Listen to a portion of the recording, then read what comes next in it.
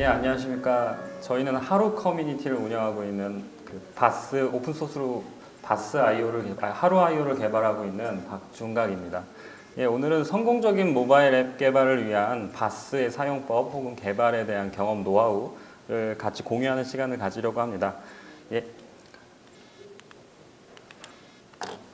먼저 바스라는 서비스에 대해서 알기 위해서는 클라우드에 대한 것을 좀 알아야 되는데요. 먼저 서비스 개발에 있어서 클라우드를 사용하기 전에 온프로미스 방식이었을 때는 처음부터 인프라부터 시작해서 어플리케이션을 개발하고 모바일 서비스를 개발해서 연결하는 구조로 해서 전체적인 걸 운영 관리하는 시스템으로 개발합니다.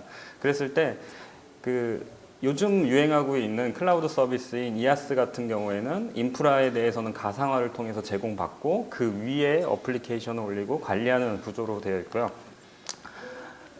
파스 같은 경우에는 플랫폼만을 제공해 줍니다. 인프라에 관련돼서는 알아서 그 내부에서 관리를 하고 플랫폼만을 운영해 줌으로써 저희는 플랫폼 위에 어플리케이션만 관리하며 알아서 스케일 아웃까지도 해주는 그런 서비스입니다. 그리고 마지막으로 사스라는 구조가 있는데요. 사스 같은 경우에는 어떤 플랫폼인지도 모르는데 일단 서비스로서 어떤 기능을 제공해주는 그런 형태를 말합니다. 그래서 어디에 있는지도 모르고 그냥 특정 SDK를 통해서 서비스를 이용하기만 하면 알아서 스케일 아웃되고 알아서 어떤 것이 되는 그런 구조죠. 근데 서비스를 개발하시다 보면 아시겠지만 사스 같은 경우에는 정해져 있는 서비스 외에는 쓸 수 없다라는 단점이 있고 파스 같은 경우는 어플리케이션을 처음부터 끝까지 어느 정도 개발해야 된다라는 단점이 있죠.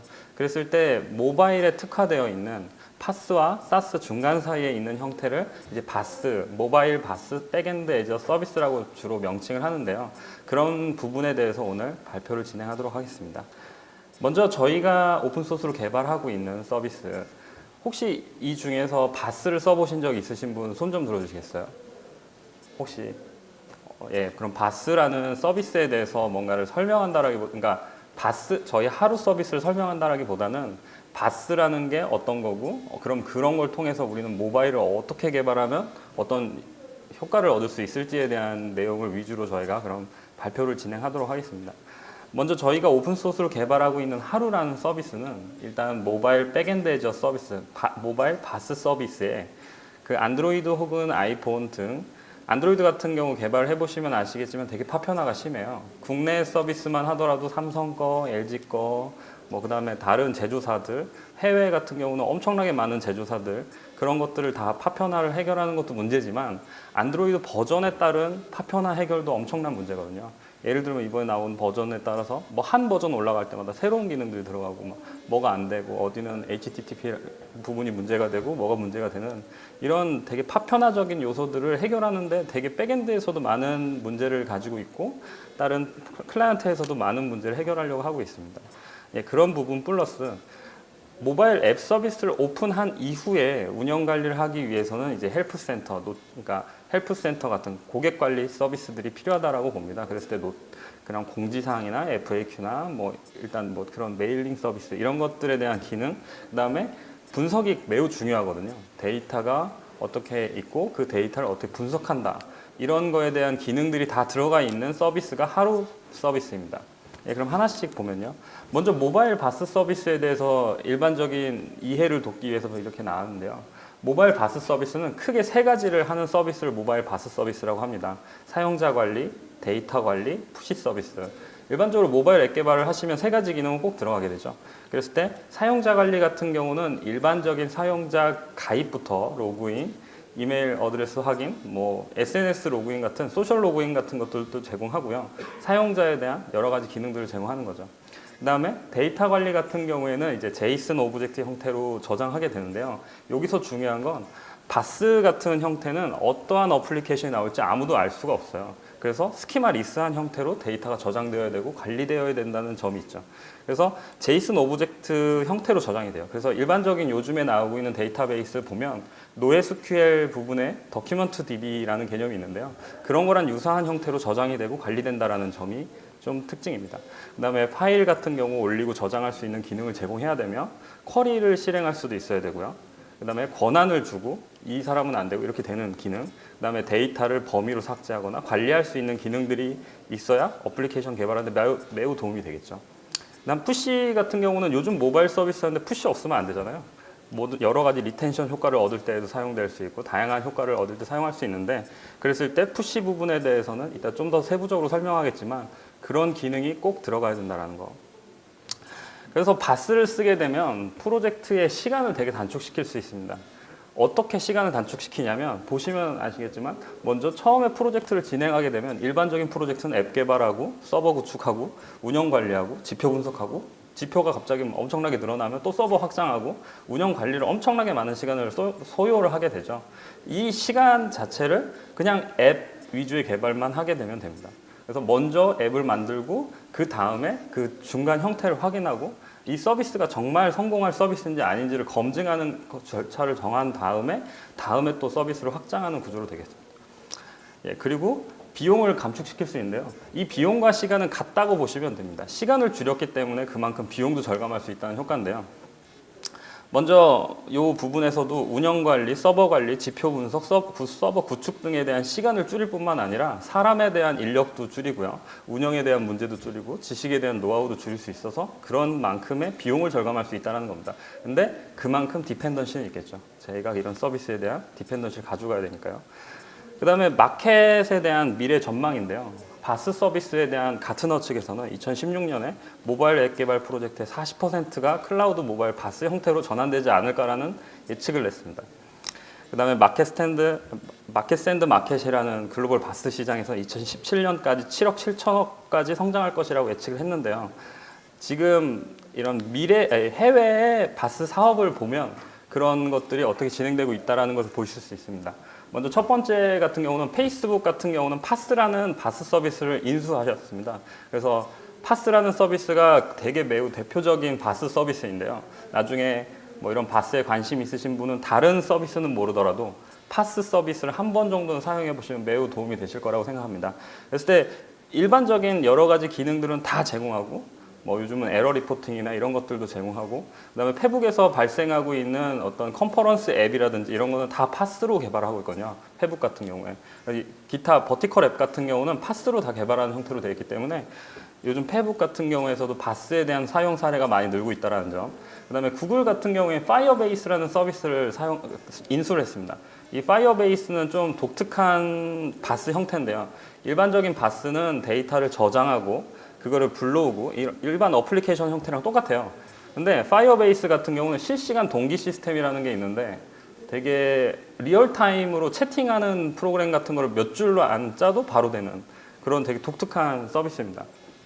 그래서 나중에 파스나 파이어베이스 같은 걸 한번 키워드라도 한번 검색해 보시고 그냥 예제 샘플 보시면 아 되게 신기한 서비스구나 라는 걸 아실 수 있을 겁니다. 그러면 해외 사례 말고 국내 사례를 한번 돌아보겠습니다. 국내 사례 같은 경우에는 크게 두 가지 서비스가 있었습니다. 옛날에는 바스.io, KT에서 만들었던 바스.io라는 서비스가 있고요. 그 다음에 SKT에서 T-디벨로퍼라고 하는 서비스가 있습니다. 이 바스.io 같은 경우에는 되게 여러 가지 이슈도 되게 우리 국내 서비스에서 많은 서비스들이 사용을 하기도 했었고요. 이게 유저 그리드라고 하는 바스의 오픈소스 형태가 있어요. 그거를 차용해서 여러 부분을 수정한 국내 서비스였고요. 그 다음에 SKT에서 만든 이 T 디벨로퍼 같은 경우에는 T 서비스를 사용하시는 유저들한테 매우 도움이 되는 그러니까 T 서비스의 디펜던시가 조금 있지만 그래도 SKT 쪽에 어떤 SKT 마켓이나 뭐 SKT 푸시라든지 뭐 웨더, 뭐 지오그래프 뭐 이런 것들이 SKT에 한정돼서 매우 도움이 되는 그런 프로젝트입니다. 그래서 SKT 쪽하고 관련이 있으신 분은 SKT 디벨로퍼 쪽을 한번 관심 있게 보시면 좋고요. 근데 이제 바스.io 같은 경우는 조금 2015년 7월 28일부로 이제 서비스 종료가 됐어요. 뭐 운영에 대한 이슈도 있고 관리에 대한 이슈도 있었을 거라고 생각합니다. 그럼으로써 이제 국내 서비스에서는 이제 유일한 서비스 같은 경우는 이제 T 디벨로퍼 혹은 이제 저희가 운영하고 있는 하루.io 두 가지가 있다고 봅니다. 예, 그래서 기존 바스와 저희가 개발한 오픈소스를 개발한 하루.io의 서비스의 차이점을 한번 보면 저희 바스 같은 경우는 아까도 짚어드렸지만 모바일 개발에 있어서 이 파편화를 해결해주고 그 다음에 뭐 분석 서비스라든지 고객센터 그 다음에 앱이 올라간 다음에 리뷰 부분에 대해서 운영 관리를 하게 돼요. 그래야지 고객에 대한 그런 관리를 할 수 있잖아요. 그래서 리뷰 크롤링 기능을 통해서 리뷰가 수집이 되고 그거에 대한 답변을 할 수 있는 구조. 그 다음에 이미지 업로드 같은 경우에는 안드로이드 같은 경우는 PNG 기반으로 이미지를 많이 만들게 됩니다. 그랬을 때 PNG가 좀 높은 해상도로 이미지가 만들어지는 경우가 되게 다분해요. 그랬을 때 좀 그거를 맞춤으로써 해결해주고, 해상도가 높은 폰의 경우는 큰 해상도로, 해상도가 작은 폰의 경우는 작은 해상도의 이미지로 바꿔주는 이미지 프로세싱 기능도 가지고 있습니다. 그 다음에 이제 한번 소스 부분으로 해서 저희가 어떤 식으로 바스라는 서비스가 운영이 되는지 한번 참고를 해볼게요. 그랬을 때 이게 두 개의 서비스를 저희가 바스 IO에서 만들었었던 서비스랑 하루에서 만드는 서비스를 대조군으로 해서 한번 보는 건데요. 뭐 그렇게 어렵진 않아요. 그냥 어디든 상관없이 안드로이드가 지금 예제는 안드로이드 SDK를 가져왔는데요. 안드로이드 SDK에서 엔티티라는 걸 선언하고요. 그 다음에 키 밸류로 값을 넣고요. 그 다음에 세이브를 하게 되면 바스에 저장이 되게 됩니다. 이게 바로 그냥 백엔드에 데이터가 저장되는 아주 간단한 크리에이트 소스고요. 보면 별거 없습니다. 그냥 어떻게 보면 해시맵 같은 형태에다가 데이터를 넣고 그냥 세이브를 하면 되는 구조이기 때문에, 이게 가능한 이유는 아까 전에도 말했지만 바스는 스키마 리스하기 때문에 가능한 거죠. 그럼 일단은 저장을 했어요. 그러면 읽을 때가 어떻게 읽느냐? 읽는 거 부분에 있어서는 저희가 아까 저장을 하게 되면 키 부분이 이렇게 발급이 되게 되는데요. 그 키를 직접 넣어서 데이터를 가져오는 겁니다. 예를 들면 키 밸류 스토어에 키 값을 넣어서 밸류를 찾아내는 그런 느낌인 거죠. 뭐 이런 형식으로도 쓸 수 있고, 그다음 업데이트 같은 경우도 똑같아요. 그냥 오브젝트를 만든 다음에 해당 오브젝트에 값을 넣고 저장을 하면 되는 구조입니다. 같은 여기 부분에 이제 이름을 넣게 되는데, 이 부분이 이제 같은 오브젝트를 판단하게 되면 데이터가 업데이트가 되는 구조입니다.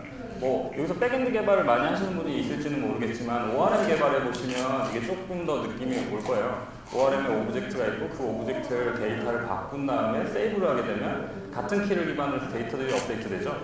그러니까 그런 거랑 똑같은 형태의 백엔드 서비스를 바로 제공해 준다. 이게 바스라고 생각하시면 됩니다. 뭐 딜리트도 똑같고요. 뭐 이렇게 어렵지 않습니다. 그냥 데이터 넣고 하면 지우면 되죠. 근데 조금 저희도 이거를 바스를 만들면서 약간 느꼈던 것 중 하나는, 일반적인 이런 코드들은 주로 백엔드에서 많이 쓰게 돼요. 일반적인 그 프론트엔드에서 쓰는 것보다 데이터에 대한 컨트롤링이나 이런 것들. 그래서 백엔드에 있어야 될 느낌의 소스들이 클라이언트 안드로이드 소스에 내려온다는 약간의 단점이 있어요. 근데 그런 부분을 좀 이제 래핑하고 개선하면 좀 더 좋은 개발을 쓰실 때 백엔드 없이 간단하게 개발할 수 있다는 장점이 있습니다. 그래서 이제 사인업 같은 경우 회원 관리가 매우 일반적인 서비스를 할 때 회원 관리 당연히 하잖아요. 그때 회원 관리 부분에서도 되게 간단하게 유저라는 오브젝트 만들고요. 그 유저의 몇 가지 값, 필수 값들, 유저 이름, 그 다음에 이메일, 그 다음 패스워드만 세팅하고 저장하면 바로 회원이 그냥 가입이 되고요. 그 다음에 로그인 관련돼서는 회원 아이디랑 패스워드를 넣고 로그인하면 바로 회원 로그인이 됩니다. 그러니까 회원 가입에 대해서도 그냥 간단하게 이런 함수 형태로 제공되고 있죠. 그러니까 사스 같은 경우랑은 약간 다른 면을 보여주는데요. 아예 바스 같은 경우는 이런 서비스에서 발생할 수 있는 이런 API급 함수들을 바로 접근해서 쓸 수 있다는 게 바스의 매우 큰 장점이라고 볼 수 있습니다. 지금은 저희가 이제 하루 저희가 만들고 있는 오픈소스의 API를 예를 들어서 이렇게 설명을 하고 있지만, 다른 바스 시스템도 다 똑같아요. 모든 바스 시스템이, 대부분의 바스 시스템은 같은 형태를 띠고 있다는 게 그 다른 한 바스만 알아도 다른 바스를 쓰는데 매우 도움이 된다는 장점이 있습니다. 그 다음에 이제 데이터 브라우저라는 기능인데요. 그럼 저희가 여태까지 쓴 데이터들이 어디에 저장되고 어떻게 저장되는지에 대해서 너무 궁금하잖아요. 그런 부분에 대해서 이제 볼 수 있는 건데, 일반적인 그 KT에서 만들었던 이 자료 자체가 옛날에 KT 바스 IO랑 약간의 대조군을 이루는 게 좀 있어갖고 옛날 데이터들이 많은데요. 이 제이슨 형태로 이게 이제 데이터베이스가 딱 저장이 되게 돼요. 그러면 이 저장된 데이터를 제이슨 형태, 그러니까 노 스키마, 그러니까 스키마리스한 형태로 데이터가 저장되기 때문에 그냥 어떤 형태의 데이터가 들어가도 아무 상관이 없어요. 사이즈에 대한 제한은 그 바스마다 약간씩 다를 수 있지만, 그래도 일반적으로는 스키마리스하다, 데이터의 사이즈에 제한이 없다라는 게 기본적인 관례입니다. 그랬을 때 여기 부분에서 이제 데이터를 수정하기 위해서 창을 열고요. 거기에 값을 넣고 뭐 엔티티를 수정하는 구조로 되는데, 뭐 저희 같은 경우는 이렇게 그 아예 DBMS 형태로 바로 테이블 그리드 형태로 만들어서 값을 넣고 수정할 수 있는 형태죠. 스키마 비싸다라고 해서 타입이 없는 건 아니에요. 저희 같은 경우는 각 컬럼마다 타입을 다 가지고 있어서 그 타입에 맞게 수정을 편하게 만들기 위한 에디터 툴들이 많이 제공되고 있다는 게 저희 바스의 특징입니다. 그래서 뭐 이런 형식으로 특정 컬럼을 지운다든지 전체 로우를 지운다든지 테이블 자체를 날린다든지 아니면 추출을 한다든지 백업 서비스 같은 경우도 있어야 되지 않습니까? 그래서 그런 부분. 그 다음에 다양한 타입을 제공하고 있는데요. 뭐 스트링 타입, 넘버 타입, 불린 타입, 데이트 타입, 파일 타입, 뭐 지오 포인트 타입, 어레이 타입, 오브젝트 타입, 포인터 타입, 릴레이션 타입 등 되게 많은 타입들을 제공하는데 저희 서비스 같은 경우는 기반을 두고 있는 이 데이터 저장 원칙이 몽고DB 기반으로 되어 있어요. 그래서 몽고DB에 저장할 수 있는 모든 형태는 다 저장할 수 있습니다. 그래서 릴레이션 같은 경우가 약간 좀 독특한데요. 노스키마, 그러니까 노에스큐엘 형태의 데이터를 관리하는 그런 노에스큐엘에서는 조인문 구현이 약간 불편해요. 그래갖고 아예 스키마를 다른 형식으로 잡거나 하는데 그런 것도 아예 불가능한 건 아니에요. 조인 형태를. 그래서 몽고 같은 경우에는 이제 구현할 수 있는 이 방식하고 유사하게 저희도 그거를 구현할 수 있도록 릴레이션 타입이라는 걸 제공하고 있습니다. 그 다음에 이제 푸시 관련 서비스입니다. 일반적인 푸시를 만들려고 하면 이거 안드로이드 푸시를 만들어 보신 분들은 아시겠지만 아이폰 푸시는 APN에서 또 다르겠죠. 근데 그 GCM 프로젝트, 구글에 가서 GCM 프로젝트를 만들고요. 그 다음에 퍼블릭 API를 받고 GCM 자르 파일을 받은 다음에 퍼미션을 넣고 소스 코드를 바꾸고 이쪽 그 관리자 페이지 같은 데에서 푸시를 보내야겠죠. 뭐 예를 들면 만약에 바스를 안 쓰신다면 서버에서 백엔드 다 만들어서 푸시 메시지를 보내는 것까지 구현을 해야만 한다는 단점이 있습니다. 쉽지 않죠. 예, 푸시를 만들어 보신 분들은 아시겠지만 이렇게 간단한 얘기는 아닌 것 같아요. 그리고 한번 이 GCM 갖고 모든 푸시가 다 해결이 되는 것도 아니에요. 아이폰은 APNS를 따로 만들어야 되고 구글은 GCM을 따로 만들어야 되고 예를 들면 중국 같은 경우 바이드 푸시를 만들어야 되고 샤오미 같은 경우 샤오미 푸시를 만들어야 되고 다른 국가의 경우는 또 다른 국가의 푸시를 많이 쓰기도 해요. 아니면 이도저도 안 될 때는 자체 푸시를 구축하기도 합니다. 그래서 저희 같은 경우에는 자체 푸시를 구축하게 되는데요. 뭐 여러 가지 이슈가 있어요. 중국 같은 경우에는 플레이스토어가 없기 때문에 GCM이 안 돼서 그런 것도 있고요. 동남아 쪽에서는 뭐 접근성에 문제가 있어서 저희가 자체 구축한 것도 있고 일반적인 다른 서비스들도 자체 구축한 서비스는 크게 푸시가 두 가지 형태로 나눠져요. MQTT를 기반으로 한 서비스랑 SMTP를 기반으로 한 서비스인데 둘 다 채팅 프로토콜을 기반으로 만들었다는 점에서 푸시한테는 적합하진 않아요. 플랫폼 면에서 적합하진 않지만 저희는 그 중에 가장 라이트하고 배터리 소모가 적고 데이터 이동량이 적다라고 판단이 되는 MQTT를 통해서 푸시를 만들었죠. 이 푸시를 만들게 되면 저희는 소스 코드에 이 한 줄만 넣으면 푸시가 모든 게 다 끝납니다. 그냥 push.init이라는 함수 한 줄만 딱 넣으면 그 키가 등록이 되고 발송에 대한 노티피케이션에 대한 기본 함수가 매핑이 되죠. 그래서 저희는 이제 다양한 폰들에 대해서는 뭐 당연히 해야겠죠. 푸시라는 서비스를 만든 거지. 국내 폰도만 테스트하고 뭐 해외 레퍼런스 폰도 테스트하고 샤오미 같은 되게 독특한 폰도 테스트합니다. 샤오미 폰 같은 경우에는 제 경험상 되게 독특한 기능을 하게 되는데요. 이런 해외 폰 관련해서 테스트 해보신 분이 있는지 모르겠지만 샤오미 폰은 푸시가 안 올 때가 되게 많아요. 아니면 그 푸시를 자기 마음대로 먹은 경우가 있어요. 내가 프로세스를 꺼버리면 그냥 푸시가 안 와요. 그래서 유일하게 받을 수 있는 푸시는 샤오미 푸시밖에 없어요. 근데 샤오미 푸시의 API는 매우 좀 불편한 것도 있습니다. 그렇게 되게 된 이 샤오미 측의 이야기는 뭐냐면 샤오미 같은 경우에는 배터리 소모량을 극단적으로 줄이는 게 매우 중요하다고 생각하거든요. 그래서 그 부분 때문에 다른 푸시는 일단 다 안 되게 한 5분에서 10분 뒤에밖에 다 밀어놓고요. 자기 푸시만 받도록 하는 되게 그런 전략을 취하고 있습니다. 그 다음에 이제 저희는 국가적으로도 이제 한번 테스트를 해봤어요. 그래서 뭐 싱가포르에 가서도 테스트를 해보고요. 중국에 가서도 테스트를 해보고요. 그나마 되게 좀 걱정이 됐던 부분이 중국이었어요. 저희가 사용하고 있는 포트 부분에 대한 문제라든지 중국에 대해서 이런 데이터를 받을 수 있는지 다행히도 푸시를 받긴 받더라고요. 그래서 좀 안도하면서 개발을 했는데요. 뭐 그런 식의 개발이 진행되고 나서 다양한 니즈가 나오게 됐습니다. 그래서 뭐 꼭 MQTT만으로 개발해서 푸시를 개발한다? 그러진 않습니다. 사람들마다 니즈가 다르니까 저희는 그 니즈를 반영하고자 APNS와 GCM 서비스를 이제 구축하게 되죠. 사람들이 그걸 원하기 때문에요.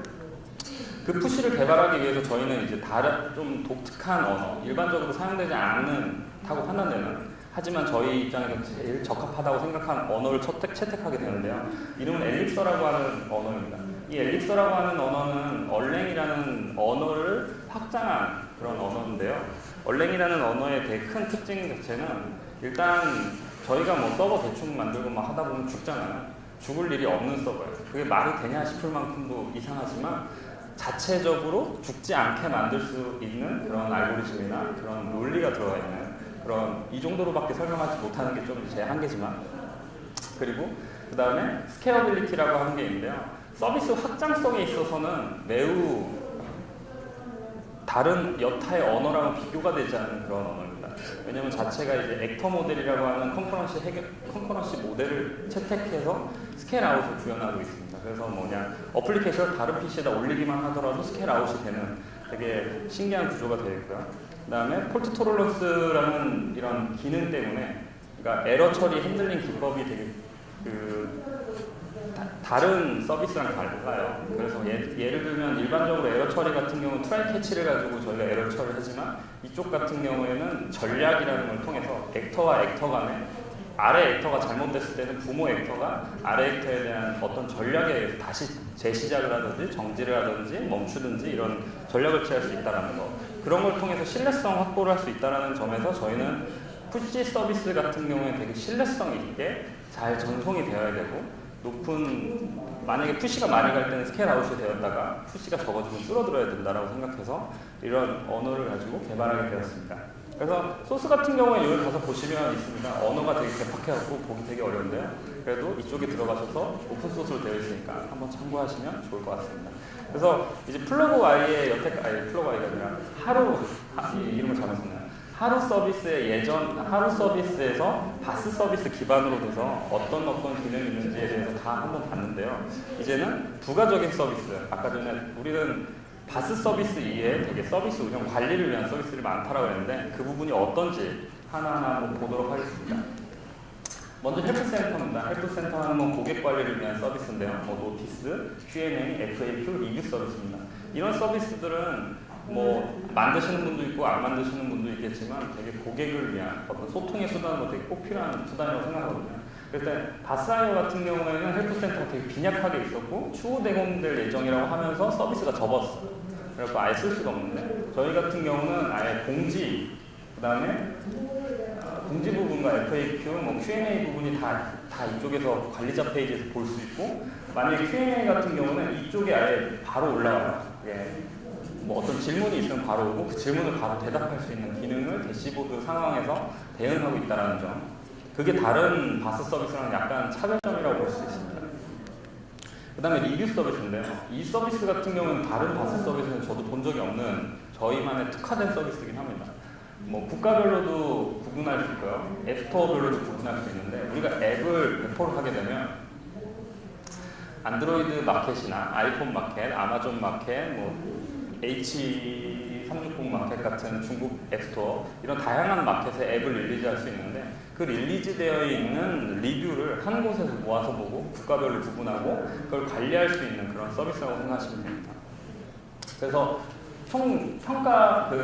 평점을 기반으로 해서 그러니까 전체적인 댓글 수가 갑자기 치솟는다는 건 무슨 일이 있다라는 거고요. 잘못했을 수도 있고 뭐 좋을 수도 있지만 그런 거를 볼 수 있고 그 다음에 긍정과 부정, 그다음 평점이 어떤 식으로 배정이 되어 있는지를 한눈에 보실 수 있다는 거. 그러면서 품질 관리를 할 수 있다는 점을 다시 확인하실 수 있습니다. 그 다음에 안드로이드 개발하는 사람들 중에 보면 인앱 결제 서비스를 사용하시는 분들이 있어요. 그 인앱 결제 서비스를 그냥 간단하게 인앱 결제로만 넘기고 수익을 얻는 거는 그것만으로는 부족하고 거기에다가 트래킹을 하는 서비스가 있어야 된다는 게 매우 중요한 그 트래킹을 해야 되는 건데요. 그래서 그 트래킹을 하기 위해서 저희에서는 트래킹하는 함수를 제공하고 있습니다. 그 트래킹 함수를 적게 되면 이렇게 뭐 유저당 평균 매출이나 구매 유저당 평균 매출, 뭐 결제 유저 비율이나 이런 일일 결제 유저들에 대한 데이터를 다 받을 수가 있어요. 그걸 가지고 내 트래킹, 인앱 결제를 하는 유저들이 언제 빠져나왔고 언제 다시 유입됐고 어디에서 문제가 있었는지를 예측하고 그거에 대한 대응을 하는 서비스라고 생각하시면 됩니다. 이 부분에 대해서는 생각만큼 엄청난 서비스를 하고 있지는 않고요. 그냥 어느 정도의 기본 지표만을 제공하는 게 약간은 저희 쪽 서비스의 부족한 점이라고 생각을 합니다. 하지만 이거를 개선함으로써 나중에 인앱 결제 서비스를 하시는 서비스 업체들이 좀 더 높은 효율의 결제 서비스를 할 수 있기를 바랍니다. 그 다음에 아까 전에 PNG 이미지 쪽 얘기인데요. 안드로이드 같은 경우는 폰의 해상도가 되게 다양해요. 어떤 거는 엄청 크고 어떤 건 너무 작고. 근데 그 해상도의 비율에 따라서 사이즈를 조절해주는 서비스가 있어야 되는데요. 너무 저사양 폰에 고해상도를 내리면 폰 자체에 문제가 되는 거고요. 왜냐하면 메모리 뻥나기도 하고요. 큰 해상도에서 작은 해상도를 넣으면 이미지가 깨져 보이겠죠. 그런 부분을 이미지 하나의 업로드를 통해서 핸드폰 타일을 맞춰서 바꿔주는 그런 서비스라고 생각하시면 됩니다. 먼저 올렸을 때 그 PNG 같은 이미지 압축 기술 관련돼서는 되게 다양한 라이브러리들이 많아요. 저희 같은 경우는 PNG 관련된 PNG 폰트나 이런 것들 썼는데 그런 것들을 통해서 한 60% 정도의 이미지 압축률을 가질 수 있고요. 만약 이걸 확인을 해서 만약 깨졌다거나 마음에 안 들면 원본 이미지를 사용하시는 구조로 되어 있습니다. 그 다음에 그 바스 서비스 중에 저희가 하는 서비스 중에는 이제 UI 기능을 제공하는 게 있어요. 다른 서비스도 UI 기능을 제공하는 게 있습니다. 파스 같은 경우에도 UI 서비스를 제공하고 있는데요. 먼저 자주 사용되는 서비스들, 뭐 로그인 기능. 로그인 기능은 모든 사람들이 사용하고 거기에 소셜 로그인 기능 같은 경우는 되게 개발하기도 불편한 상황이기 때문에 간단하게 예시 형태로 제공되고 있고요. 그 다음에 아까 전에 헬스센터 부분에 대해서도 어느 정도의 레이아웃을 제공하고 있습니다. 그 소스를 제공하는 거기 때문에 이 부분에서 라이브를 상속받아서 오버라이드 하게 되면 UI 구조를 바꿀 수 있는 건 바꿀 수 있습니다. 그럼 한번 영상을 보시도록 하겠습니다. 먼저 대시보드에서 프로젝트 생성을 하기 위해서 가입을 하게 되고요. 먼저 아이디, 패스워드, 비밀번호를 넣고 가입을 합니다. 프로젝트를 생성하고요. 이 프로젝트에서 빠른 퀵스타트라고 하는 기능들이 있는데요. 이거는 프로젝트 생성을 되게 간단하게 하는 좀 더 어떤 프로젝트를 선택하고 이렇게 하면 되는데 받아진 예제 소스를 받아서 여기에 키값만 넣기만 하면 매칭이 되는 그런 구조입니다. 그러면 이 어플리케이션은 이 밭을 쓰고 있다. 거기에 엔티티를 이렇게 넣어놓고 키기만 하면 엔티티가 데이터에 들어가기 때문에 테스트를 할 수 있는 거죠. 그럼 이걸 통해서 SDK가 제대로 들어왔는지 안 들어왔는지 확인함으로써 이제 개발을 이제 시작하시면 됩니다. 그래서 여기 보시면 이제 아까 전에 들어가 있던 데이터 있는지 제대로 확인하고요. 푸시 관련돼서도 똑같은 건데요. 이 푸시 같은 경우는 여기 푸시 A 부분이 있었고 아까 서비스로 자동으로 여기 들어가 있으니까 뭐 푸시 리시버 같은 경우도 자동으로 있고요. 저 이니 산수 하나만 있으면 되는데요. 그냥 프로젝트를 키고요. 디바이스 정보가 제대로 들어왔는지 한번 확인해보고요. 푸시 서비스에서 이제 푸시 쪽에서 보내게 되는데 센드 타입이 되게 다양하게 있습니다. 뭐 한 명 보내기, 여러 명 보내기, 채널별로 보내기, 세그먼트에서 보내기, 메시지를 적을 때는 그냥 타입이 되게 다양한 형태의 타입으로 나눠져 있습니다. 보시면 이렇게 기본 형태가 이렇게 텍스트 적응을 바로 받아보는 형태로 되어 있습니다. 그 다음 대시보드 쪽인데요. 대시보드 같은 경우 메모 샘플 앱인데 여기에 되게 예제 프로젝트들이 많이 있어요. 거기서 다운로드 받으셔서 참고하시면 됩니다. 그래서 아까 메모 키 관련돼서 이렇게 다시 작성을 하고 키게 되면 뭐 기본 아까 로그인 기능들 같은 경우 아까 전에 만들어서 제공한다고 했잖아요. 그런 것처럼 사용하실 수 있고 어떤 데이터가 제대로 들어가는지 써지는지 뭐 바로 한 번씩 확인해 보실 수 있습니다. 로우를 이렇게 직접 추가할 수도 있고요. 근데 간단하게 그냥 더블 클릭으로 바꾸실 수 있어요. 그냥 데이터 그리드 형태거든요. 보면 이렇게 컨텐츠가 들어간 걸 확인할 수 있습니다. 컬럼을 추가하는 것도 매우 간단하고 타입을 지정해서 숫자의 경우는 이렇게 숫자라고 지정을 하고 값을 넣으면 되는데 여기에는 숫자만 적힐 뿐 텍스트가 적히지 않습니다. 그런 밸리데이트 같은 처리들은 벌써 다 되어 있습니다.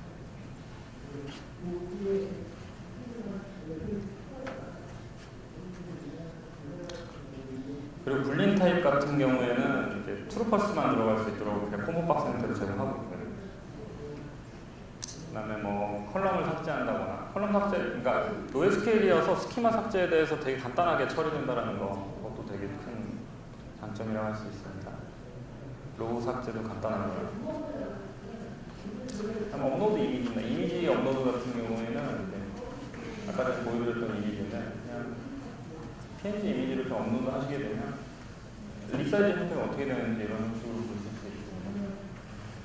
그 다음에 이제 그 수입 관련인데요. 아까 전에 트래킹 관련 API들을 넣어놓게 되면 어떤 형식으로 되는지 일자를 이렇게 선택하고요.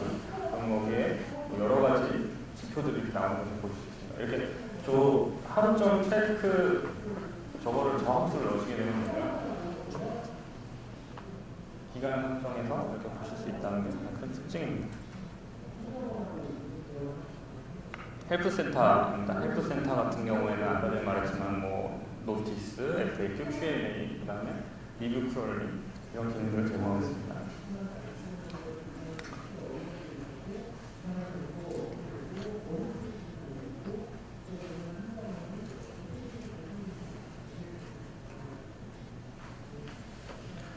예제 샘플 있는 소스인데 거기에서 이제 공지사항을 이렇게 올리게 되면 이쪽에 가시면 공지사항이 바로 이렇게 뷰로 보여지는 거예요. UI 같은 경우는 바꾸실 수 있으니까 뭐 그런 건 너무 걱정 안 하셔도 됩니다.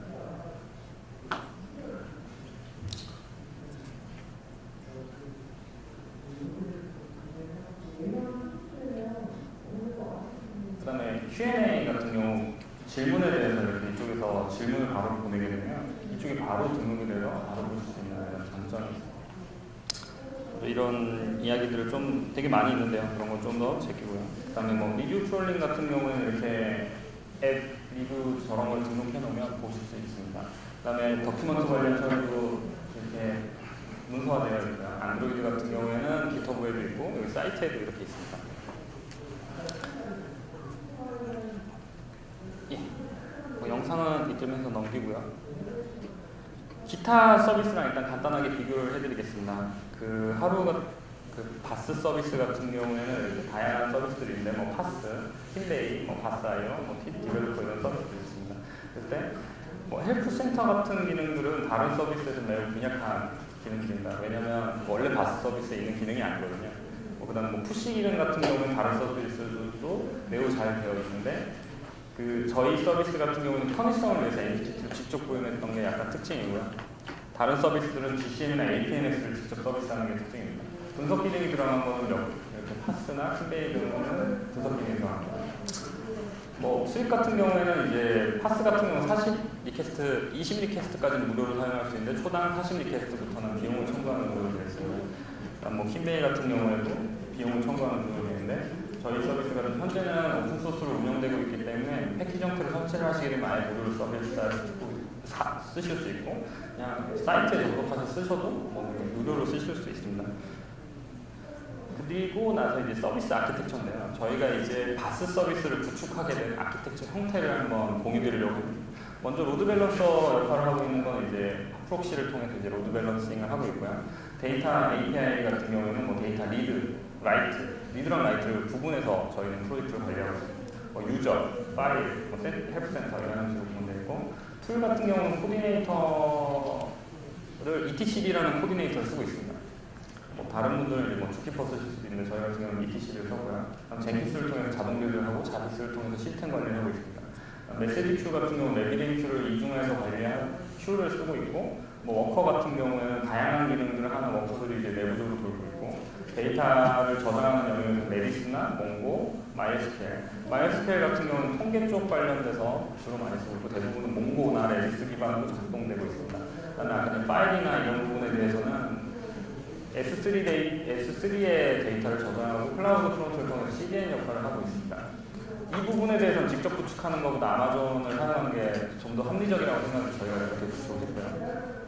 그래서 전체 구조들을 보면 다한 것 같습니다. 되게 복잡한 구조들로 되어 있는 것 같은데요. 하나씩 보면 그렇게 복잡하진 않습니다. 결론적으로는 API, 워커, 데이터베이스, 프론트엔드 이런 식으로 나눠지는 걸 볼 수 있습니다.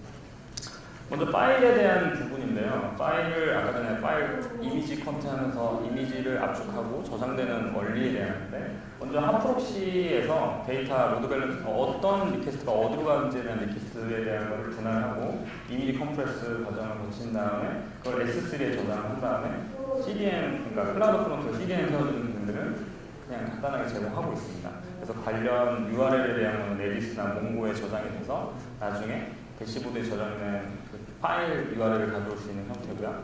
그 다음에 데이터 매니지먼트 같은 경우에는 아까 전에 엔티티를 만들어서 세이브하거나 업데이트하거나 리드하는 부분인데요. 그 부분에 대해서는 저희가 리드랑 라이트 부분을 분리해서 개발이 되어 있고요. 분리되어야 하는 부분에서는 그 마스터 노드에 대해서는 라이트를 쓰고 슬레이브 노드에 대해서는 리드로 이렇게 분리해서 성능 개선을 위한 것도 있고 그런 점에서 이렇게 분리했고요. 스키마리스한 데이터 스토어를 사용하고 있습니다. 그 바스 같은 경우는 아까 전에 계속 얘기했지만 스키마리스에 되는 가장 큰 특징이고요. 랭캐시를 통해서 캐싱을 하고 있고 레디스를 통해서 프리샤딩과 몽고의 오토 샤딩을 해서 스케일아웃 쪽을 하고 있고 마스터 슬레이브 구조를 통해서 구현하고 있습니다. 푸시 같은 경우인데요. 푸시는 일반적으로 요청이 한번 들어오게 되면 메시지 큐에 등록이 되고 그걸 푸시 워커가 돌아가면서 푸시를 MQTT 브로커를 통해서 발송하는 구조로 되어 있습니다. MQTT 브로커 부분에 있어서 MQTT는 QoS라는 개념이 있어요. QoS 2, 1, 0가 있는데 1은 그냥 보낸다. 그러니까 0는 그냥 보낸다. 1은 일단 한 번 보내고 확인을 한다. 그 다음에 2 같은 경우는 무조건 받을 때까지 계속 보낸다. 뭐 그런 건데 일단은 저희는 QoS2까지 제공하는 MQTT를 쓰고 있어서 무조건 연결이 되면 푸시를 받을 수 있는 구조로 되어 있습니다. 그다음에 SSL 기능을 제공하고 있고요. 그 다음에 헬프센터는 일반적인 그냥 어플리케이션 개발하고 똑같습니다. 그래서 그냥 헬프센터가 있고 뭐 데이터 저장에 대해서는 마이크 이쪽에 되어 있고 리뷰 크롤링을 통해서 할 때는 큐에다 저장된 이메일을 복사하거나 리뷰 크롤링 할 때 마리아DB에 저장되는 구조로 되어 있습니다. 분석 같은 경우는 저희는 OL AP 구조로 되어 있고요. 일단 모든 리퀘스트에 대한 요청을 일단 다 저장을 해요. 앵크에다 저장을 해놓고 그 리퀘스트를 나중에 분석하는 용도로 쓰고 있습니다.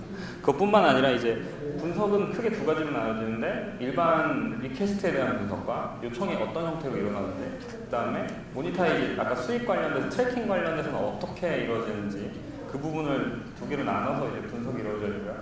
MQ를 통해서 진행이 되고 있기 때문에 트랜잭셔널한 프로세싱이 아니라 그냥 분석을 위한 프로세싱으로 진행되고 있다는 점.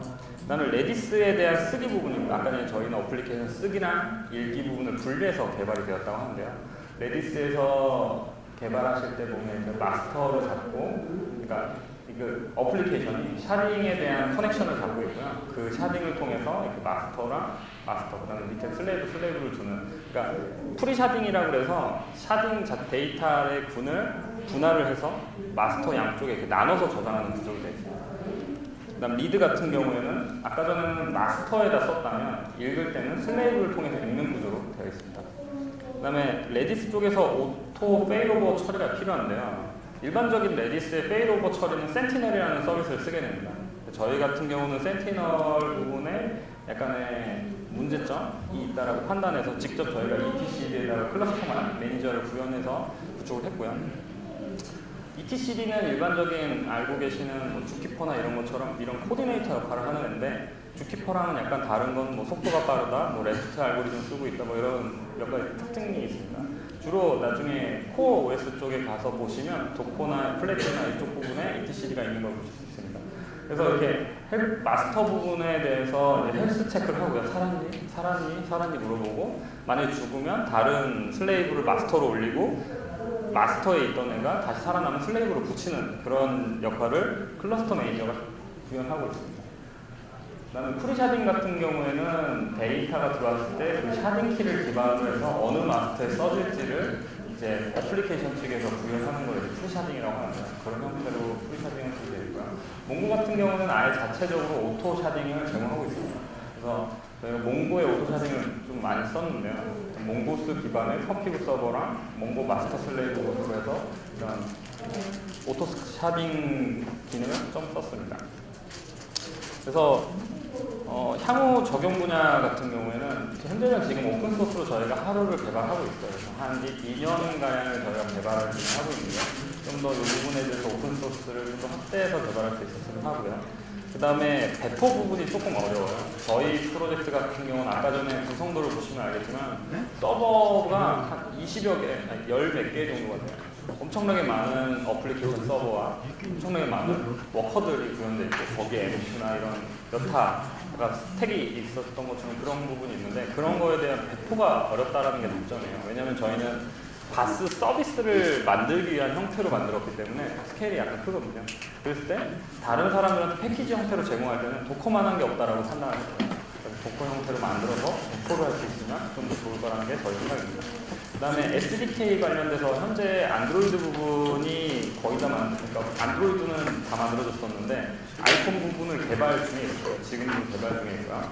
근데 거기 플러스 이제 자바스크립트 부분에 대한 SDK 부분을 보강하려고 하고 있습니다. 자바스크립트를 보강하게 되는 이유는 뭐냐면 요즘 어플리케이션, 웹 어플리케이션 현황을 보시면 그 SPA라는 형태의 웹 어플리케이션 개발 형태가 있어요. 뭐 앵귤러라든지 리액트라든지 엠버라든지 뭐 백까지는 아니지만 백본도 되고 있고요. 그런 형태로 개발을 할 때 백엔드 없어도 이런 바스 형태의 백엔드를 사용해서 구현해도 문제가 없거든요. 그렇게 구현한 사례들도 있거든요. 그러니까 그런 형태를 위해서 저희는 이제 자바스크립트 라이브러리를 만들고 있습니다. 실질적인 바스는 REST 서버를 다 구현해 놓은 거고요. 거기에 랩핑 SDK를 제공해 주는 형태. 그래서 그것만 만들면 되는 거예요. 크게 어떤 라이브를 만들더라도 문제가 되지는 않습니다. 예, 발표가 조금 일찍 끝났는데요. 예, 이상으로 발표를 마치도록 하겠습니다. 예, 감사합니다.